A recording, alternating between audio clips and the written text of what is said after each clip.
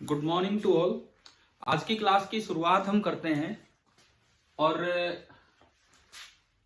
Last time क्या चल रहा था पिछली क्लास में, आखिर में कौन से टॉपिक पे थे हम, क्या कुछ कवर किया था? बिल्कुल लास्ट चीज आपने क्या पढ़ी थी वो बता दो। क्वेश्चन लिया था। कोई क्वेश्चन लिया था हमने? चलो ठीक है, तो मैं फिर से एक क्वेश्चन से आज की शुरुआत करता हूं। मान लो आपको प्रेशर दिया है एक यूनिट में किलो पास्कल और वॉल्यूम दिया है एक यूनिट में मिलीलीटर। मतलब थोड़ी यूनिट्स चेंज करके हम सवाल स्टार्ट कर रहे हैं। पिछली क्लास में क्या इन यूनिट्स में कोई क्वेश्चन लिया है या नहीं लिया हमने? इस तरह की यूनिट्स लेके कोई पीवी कर्व इस तरह की यूनिट्स में लिया है क्या?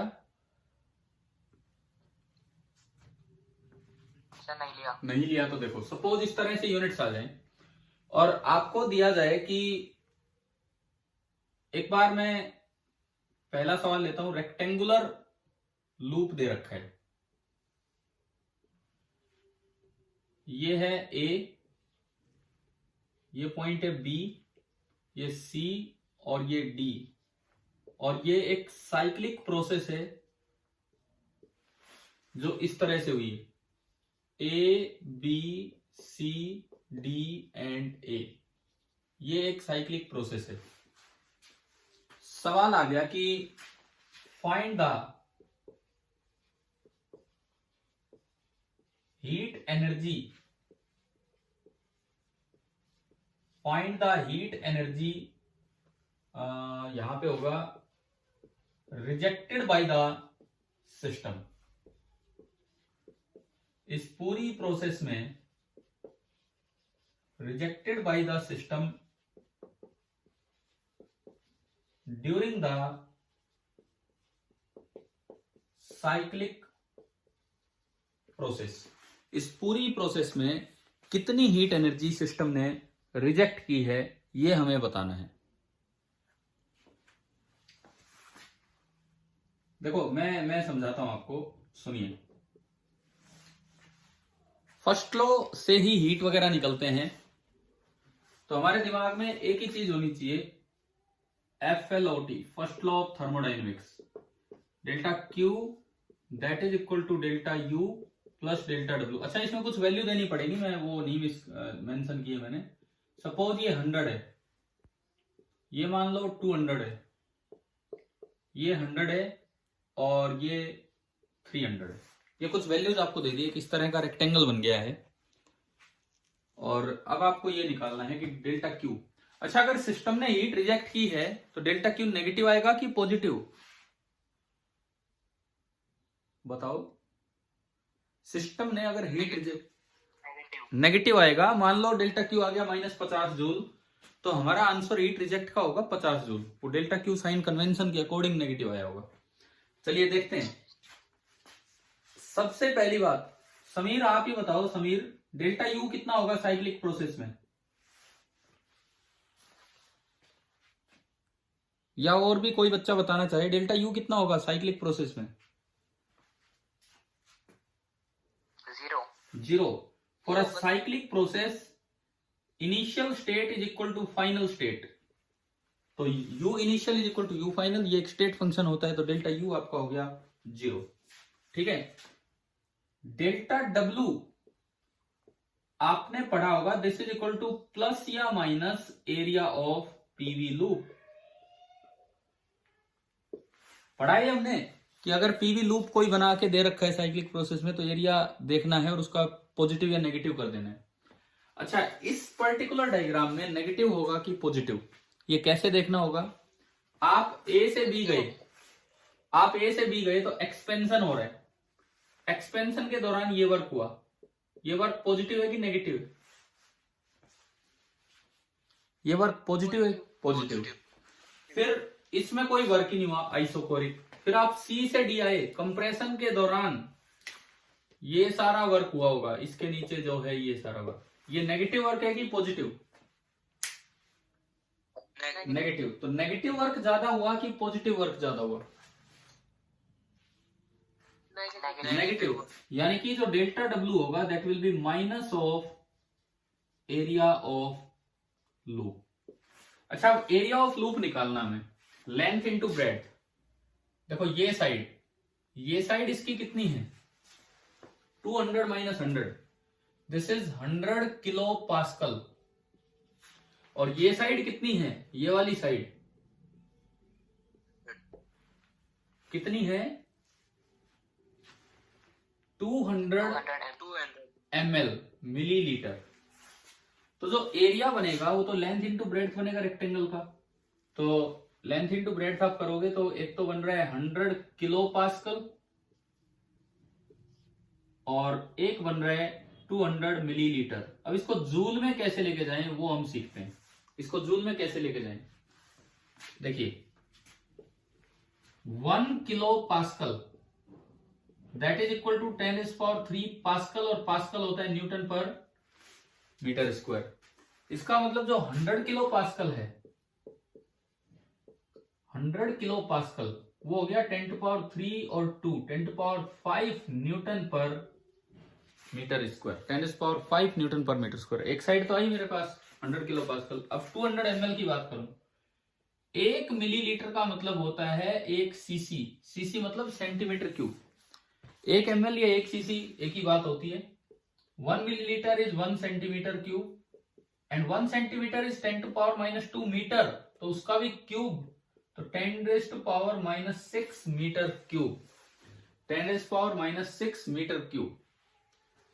अब अगर मैं इन यूनिट्स में चल रहा हूं तो आपको चाहिए 200 ml, तो 200 ml बनेगा 200 इंटू 10⁻⁻6 मीटर क्यूब, यानी कि 2 इंटू 10⁻⁻4 मीटर क्यूब।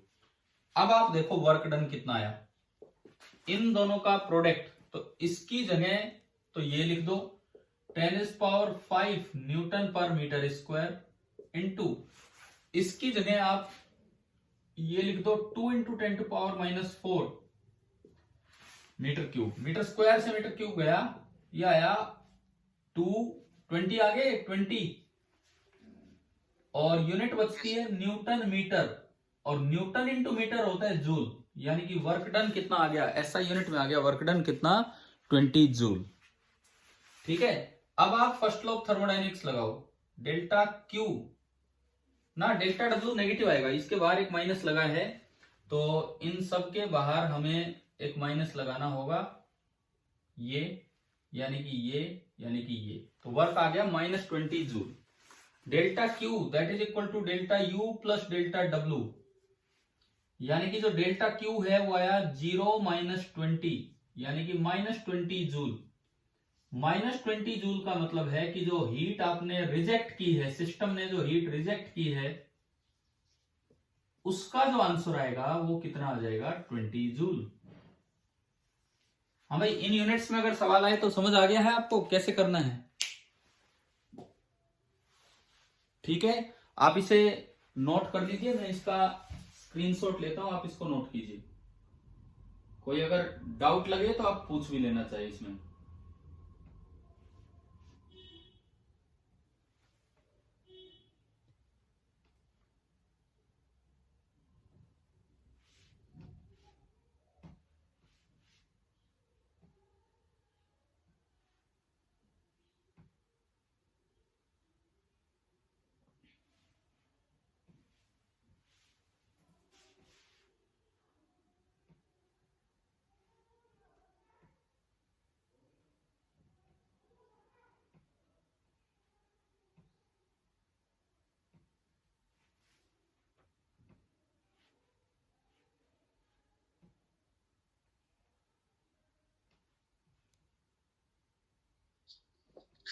हो गया?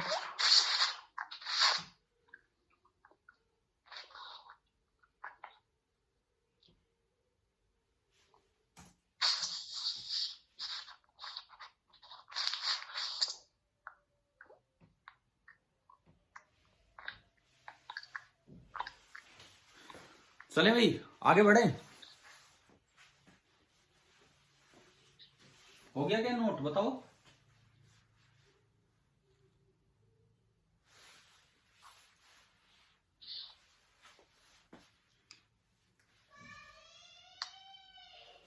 अरे लिख रहे हो क्या अभी, या हो गया नोट?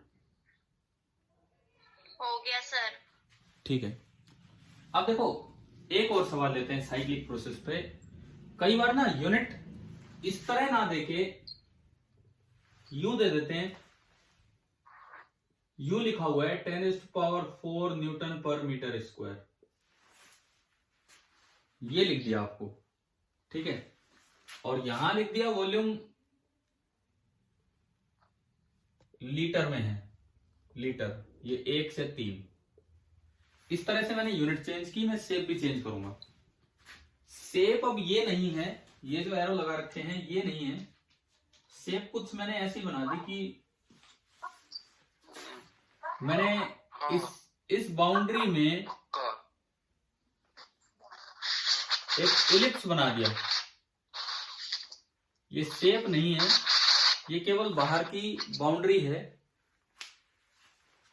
ये केवल बाहर की बाउंड्री है इसकी, ये कोई शेप नहीं दी है। और एरो यूं लगा दिए, और ये बोला है कि ये जो शेप है दिस इज इलिप्स। यूनिट इस तरह से लिख दी दोनों साइड, और ये एरो लगा दिए, find the energy absorbed by the system during the cyclic process. अब ये पॉइंट है ए, ये पॉइंट है बी, ये पॉइंट है सी, और ये पॉइंट है डी, और ऐसा कुछ अभी नहीं दिखा रखा मैं, ये कुछ भी नहीं है। ये है process A B C D A. अब आपको इस बार हीट एब्जॉर्ब निकालनी है कि सिस्टम ने कितनी हीट एब्जॉर्ब की ड्यूरिंग द साइक्लिक प्रोसेस।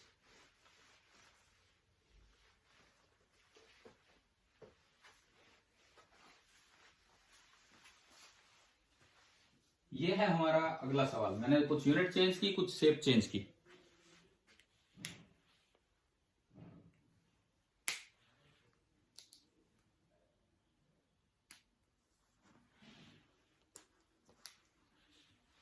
कर रहे हैं क्या, ट्राई कर रहे हैं आप भाई इसको?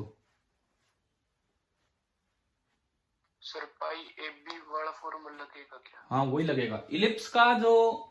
इलिप्स का जो एरिया होता है pi into semi major axis into semi minor axis, ये होता है इलिप्स का एरिया।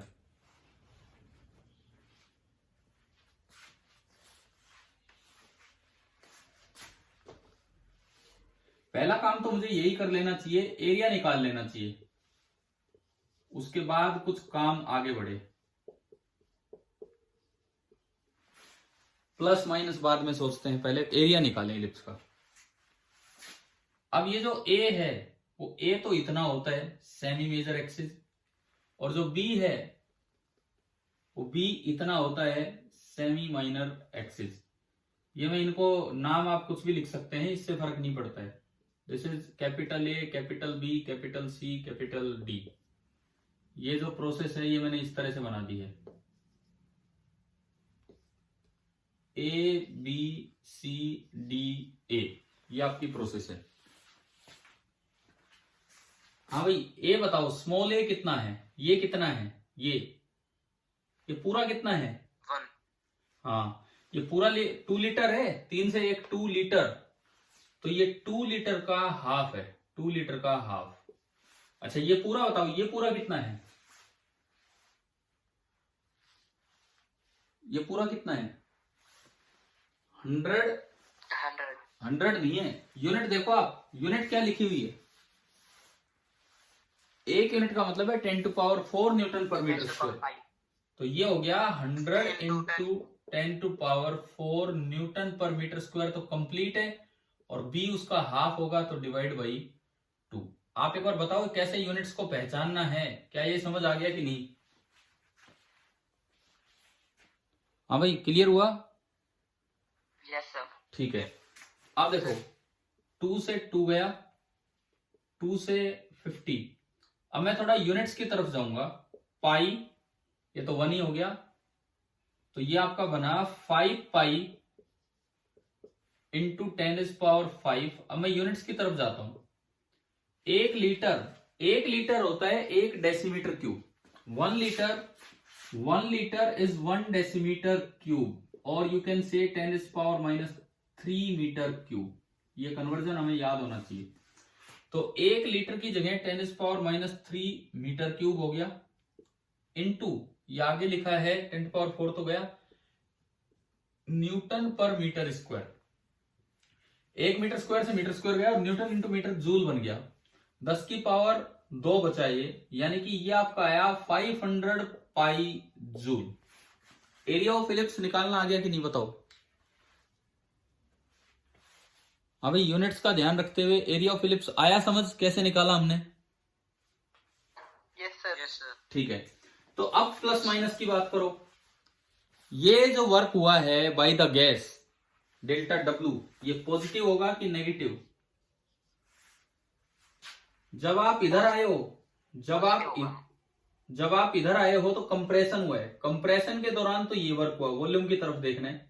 और जब आप उधर गए हो तो एक्सपेंशन हुआ, और एक्सपेंशन के दौरान ज्यादा वर्क हुआ है। तो ज्यादा वर्क पॉजिटिव हुआ है कि नेगेटिव?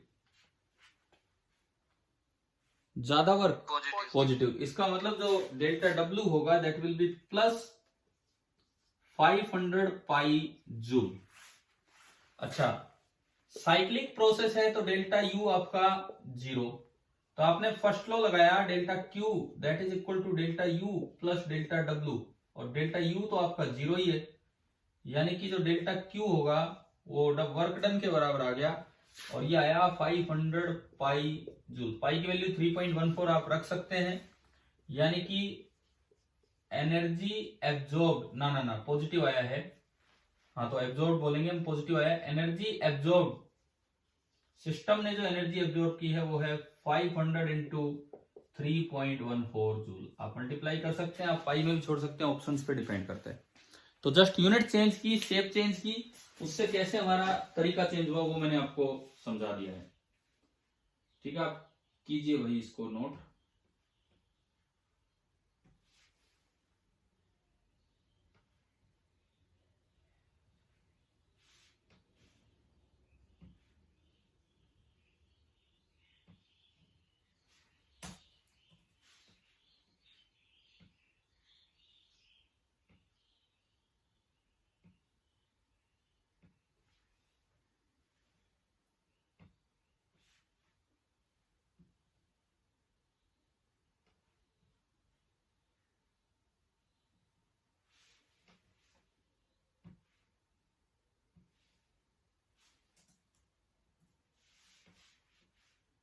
मैं एक बार पार्टिसिपेंट्स पे नजर डालूं तो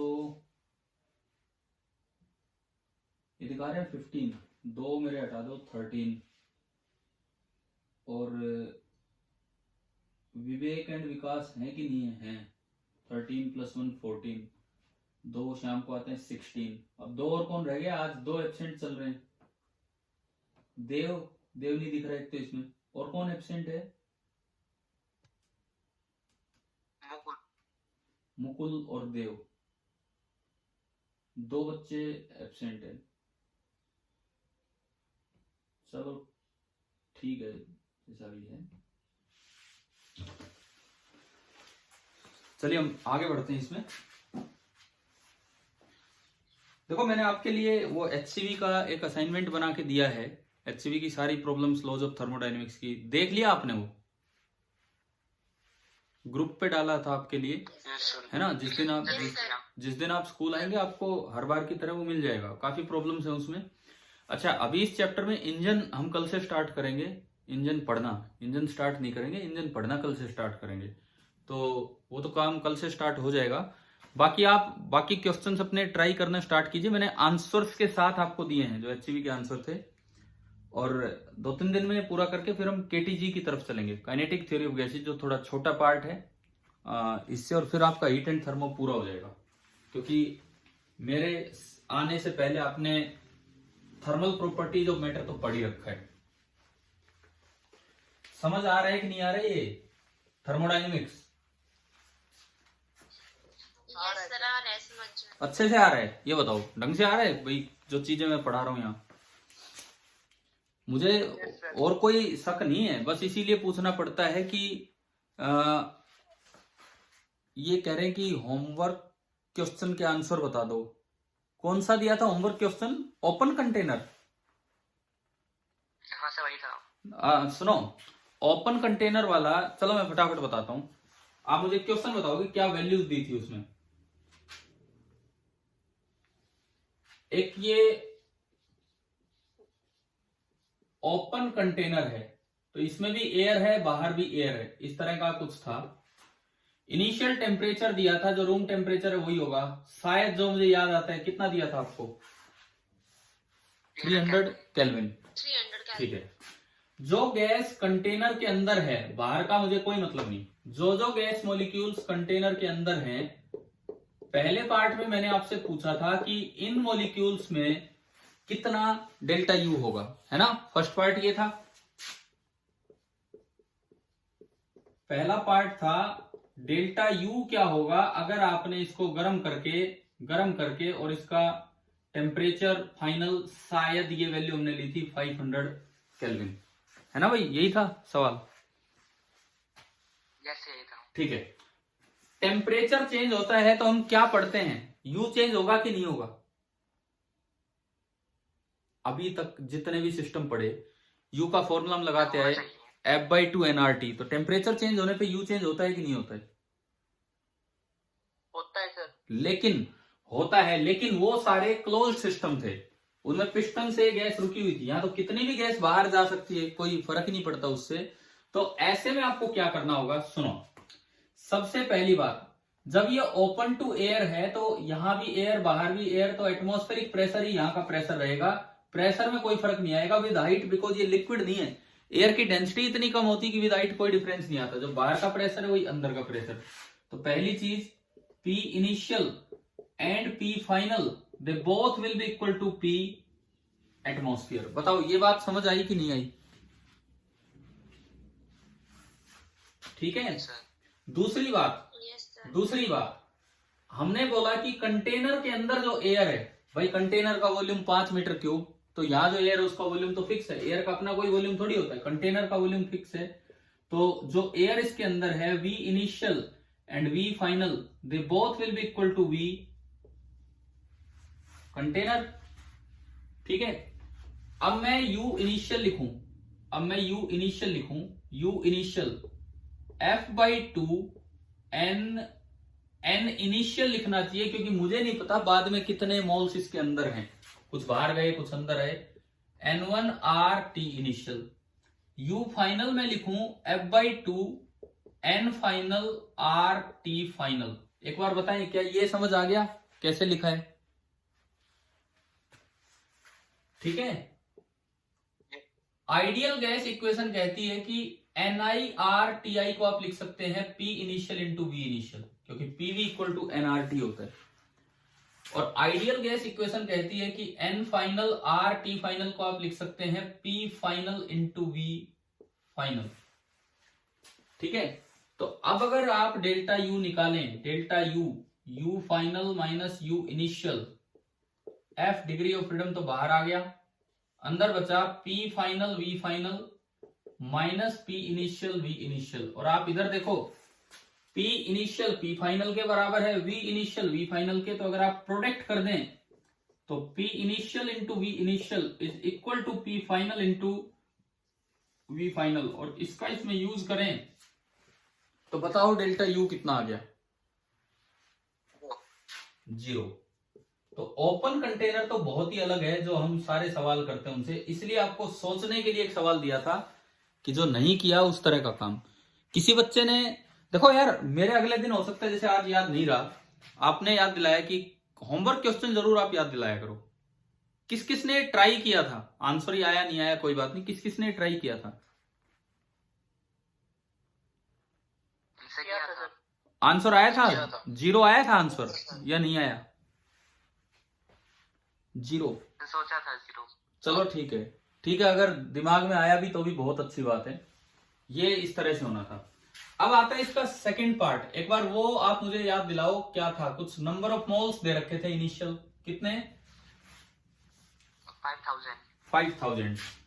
तो आपको ये बताना था कि नंबर ऑफ मोल्स फाइनल कितने होंगे। अब बताओ क्या दिमाग में आ रहा है, कैसे हम इससे आगे बढ़े, क्या दिमाग में आ रहा है यहाँ? Ideal gas equation. हाँ, या फिर आप बीच में ही देख लो ना, डेल्टा यू जीरो आया, डेल्टा यू जीरो आया, यानी कि F by two P initial V initial छोड़ो, F by two N initial R T initial that is equal to F by two N final R T final, है ना। F by two से F by two गया, R से R गया, N initial 5000, T initial 300, N final हमें निकालना है और टी फाइनल शायद 500 केल्विन।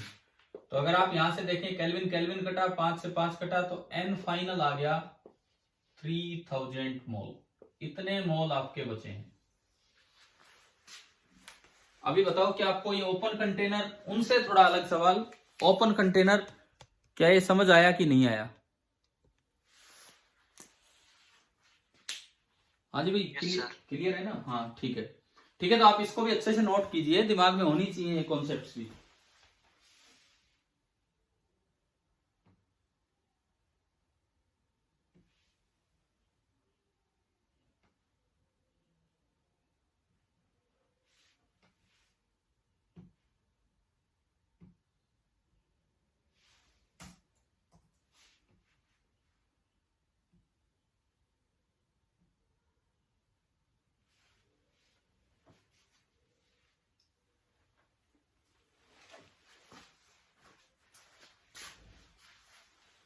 मिटा दूं? हो गया ना? अच्छा, अगर मान लो कोई चीज आप नहीं लिख पाते, तो क्या मैं हर बार आपको लेक्चर के बाद स्क्रीनशॉट भेज रहा हूं उसके? मिल जाते हैं। हाँ, तो अगर कोई चीज रह भी जाए बाई चांस, कोई चीज रह भी जाए, तो आप वहां से बाद में भी देख के कंप्लीट कर सकते हो। लेकिन ऐसा नहीं है कि हाथ पांव बांध के बैठ जाओ, चलो बाद में ही लिख लेंगे। जिस भी दिन स्कूल आओगे, मैं एक बार आपकी कॉपी चेक करूंगा, आपने कितना काम किया है ढंग से, नोट्स कैसे बनाए हैं कैसे नहीं। अच्छा, अब एक चीज इस पे लेते हैं, स्लोप ऑफ आइसोथर्म। देखो, कल की क्लास में हम शुरुआती हीट इंजन से करेंगे। एक next part of the chapter, छोटा पार्ट है, लास्ट पार्ट हो जाएगा इस चैप्टर का, थर्मो का। तो आज एक बार यहां तक हम देख लेते हैं, स्लोप ऑफ आइसोथर्म। आइसोथर्म क्या होती है? Isotherm is a PV curve when temperature is constant. Isotherm is a PV curve when temperature is constant. और ये इस तरह का होता है ना भाई, बनाया हुआ ये तो हमने टी कांस्टेंट पे, इस तरह का ये है। अब सपोज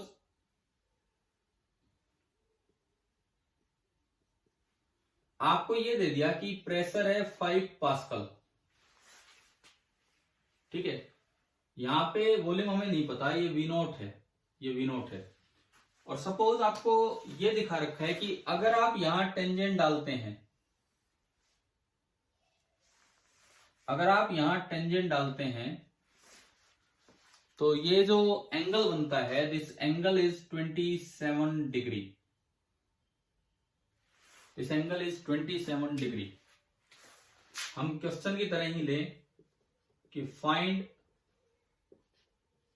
वी नॉट। एक टेंजेंट डाल के दिखाई है, कर्व तो ये थी, लेकिन एक टेंजेंट डाल के दिखाई है और उसका एंगल दे रखा है 27 डिग्री।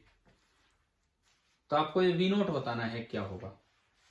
तो क्या आपको स्लोप ऑफ टेंजेंट दिखा रखी है क्या? स्लोप, बताओ एक बार, स्लोप ऑफ टेंजेंट कितनी है?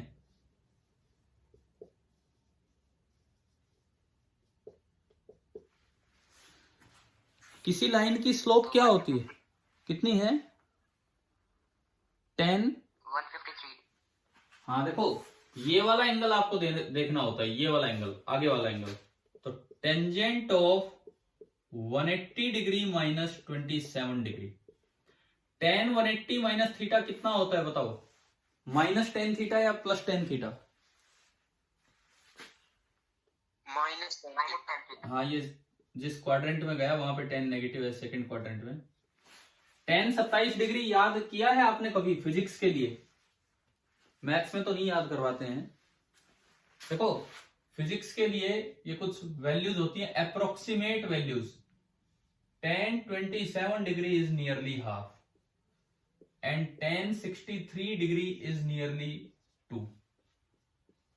tan 37 degree is nearly 3/4 and tan 53 degree that is nearly 4/3। मुझे लगता है नीचे वाली दो वैल्यू तो श्योरली आपने याद कर ही रखी होंगी, पक्का ना? ये तो याद कर रखी है। Yes sir. और ऊपर वाली दो वैल्यू वो याद की है कि नहीं कभी? वो अब सुनिए। नहीं सुनी है? नहीं सुनी थी तो याद रखो, ये है ना, ये भी याद रखने लायक वैल्यू। तो यानी कि ये स्लोप आ गई -हाफ।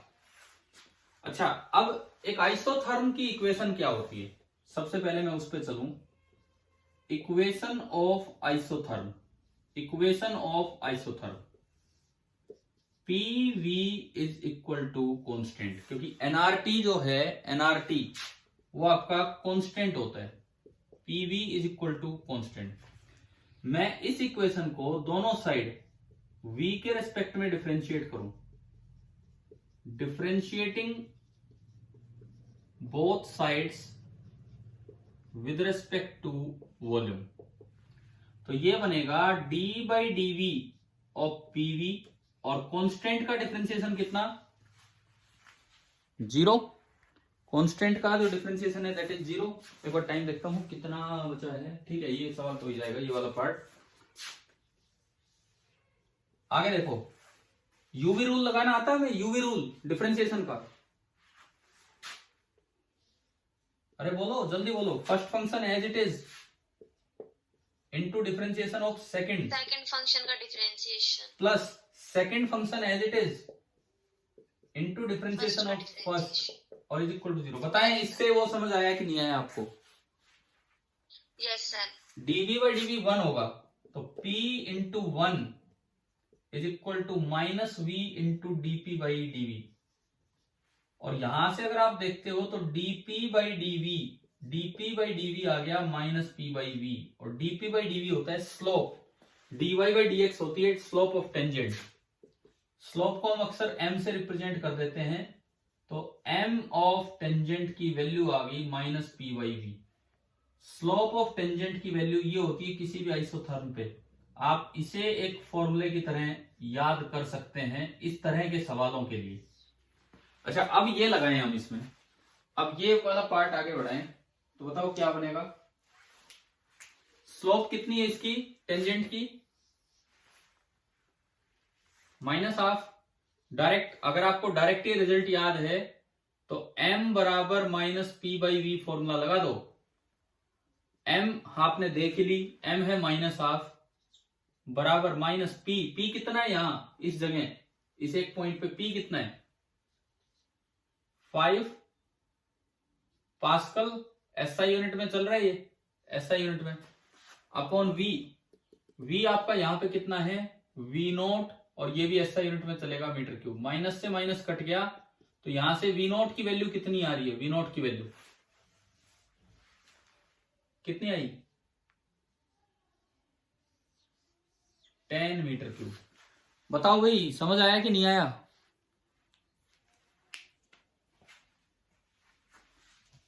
बोलिए प्लीज एक बार, आइसोथर्म की स्लोप का क्या फॉर्मूला बना और वो कैसे यूज हुआ सवाल में? क्या क्लियर है कि नहीं आप लोगों को? Yes sir. ठीक है, तो इसको अच्छे से नोट कीजिए ढंग से। मैं क्वेश्चन के साथ हेडिंग डलवा रहा हूं ताकि आपको क्लियर हो रिवीजन में भी। इसको आप ढंग से नोट कीजिए।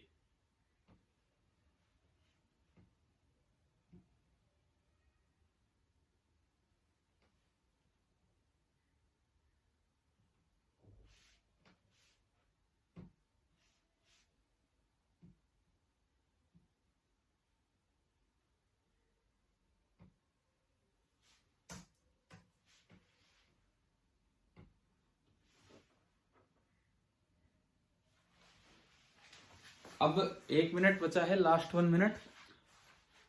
आज जो कुछ अलग अलग तरह के सवाल लिए, कभी रेक्टेंगुलर, कभी इलिप्टिकल शेप का, कभी हम स्लोप ऑफ आइसोथर्म पे गए, तो मुझे लगता है छोटे छोटे कॉन्सेप्ट्स के साथ आपने कुछ चीजें कवर की हैं। और दिमाग में रखना, नोट्स अच्छे से बनाना, और साथ में वो HCV वाला असाइनमेंट ट्राई करना स्टार्ट कीजिए। कल की जो क्लास होगी मेनली हमारी heat engine, refrigerator and heat pump, इन 3 चीजों पे चलेगी। ठीक है, अभी ये क्लास ऑफ हो जाएगी, आप ये नोट कर लीजिए। Thank you.